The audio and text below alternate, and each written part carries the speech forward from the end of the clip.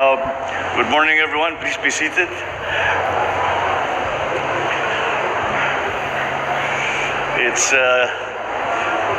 It is good to be home. To see everyone all bright-eyed and bushy-tailed on this early Sunday morning.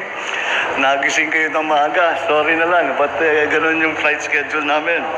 Pabatiin ko lang ang ating mga kasama, yung ating mga cabinet member na sumama sa Philippine delegation na nandito.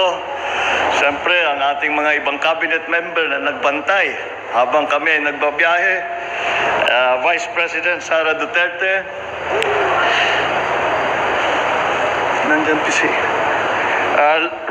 Pasay City Lone District Representative Antonio Calixto, the AFP Chief of Staff, Lieutenant Bacaro, and Major Service Commanders, other distinguished guests, ladies and gentlemen, good morning. I am pleased to report to you and the Filipino people the main outcomes and results of this working visit of ours to New York from 18 to 24 September. My first activity upon arriving in the United States was to meet with the Filipino community. And their smiles, their songs, and their welcoming took away the weariness of a 16-hour flight from Manila. And in our meeting, I thanked our kababayans who came. Some came from Canada, some came all the way from Florida. I thank them for the work that they do and their contributions to the communities in the Philippines and in the United States.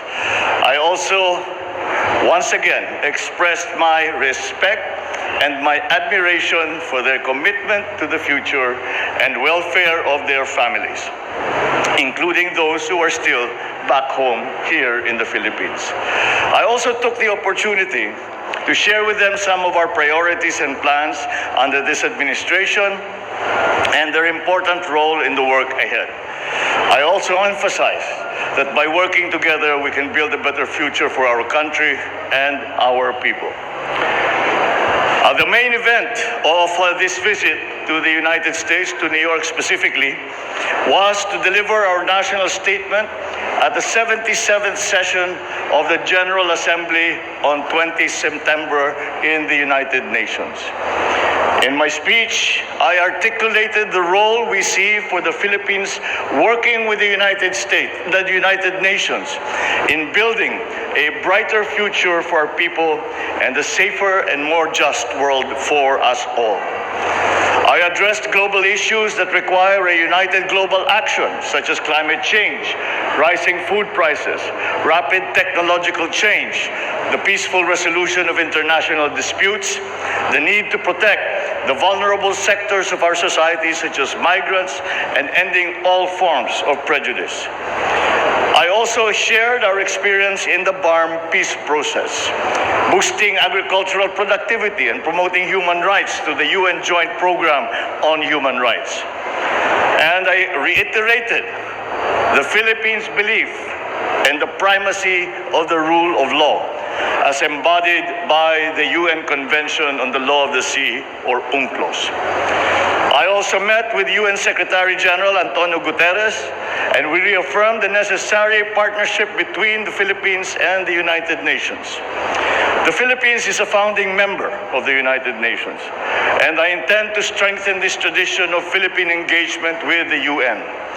I expressed interest in enhancing our role in UN peacekeeping operations, especially in the areas such as the Middle East, where we have a large concentration of OFWs. I also extended an invitation to the Secretary General to visit the Philippines in the near future. During the conference in the United Nations, I also held formal and informal bilateral meetings with leaders of our key partners, such as the US, such as Japan, and I shared with them the priorities of the Philippines to work with them in addressing food and energy security and climate change, amongst other many issues. Our discussions were very productive, and the members of the cabinet will now work to operationalize the many areas of cooperations that we identified. I met also with a number of business leaders from different U.S. companies during the week, and all of them committed to be a part of our development and economic growth. Together, we will be working on addressing some of our key economic challenges, particularly, once again, climate change, food security, energy security, to name but a few. There will be, I believe, good news to share in the next few months, particularly in terms of their plans to expand and further broaden their investment footprint in our country. Our discussion with the U.S. business community affirms the optimism with which international investors view the Philippines today.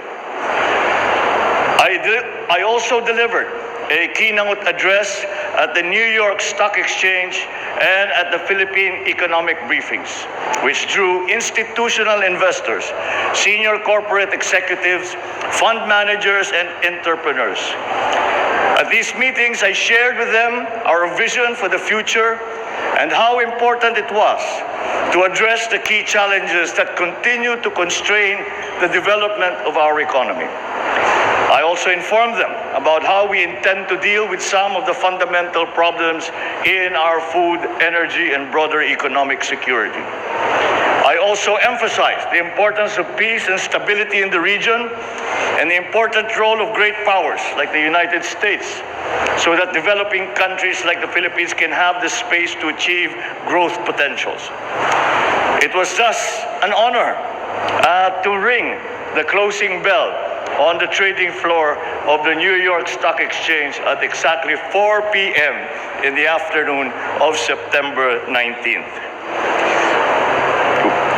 Our delegation also hosted 4 CEO roundtable discussions that dealt with key economic sectors such as Pbbm, digital infrastructure, global brands, particularly in garments and apparel, and, of course, industry and infrastructure. I was joined by the economic managers and other cabinet members in brainstorming with these U.S. companies, some already present and others intending to be in the Philippines. We identified the opportunities and challenges to our achieving our common objectives of growth and development in various areas. I thank them for their candid and constructive comments, and I look forward to working with them on the issues and agreements that we identified. My final stop before returning home last night was with the Asia Society, where I had a roundtable discussion with a select group of leaders of the U.S. business community on the state of the global and regional economy today.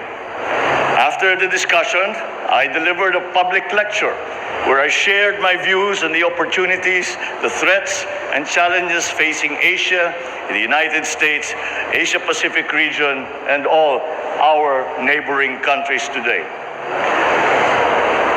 I also spoke about my administration's priorities and plans for the next 6 years. And the engagement with the Asia Society was a fitting end to a week in the UN and the United States that had one singular message.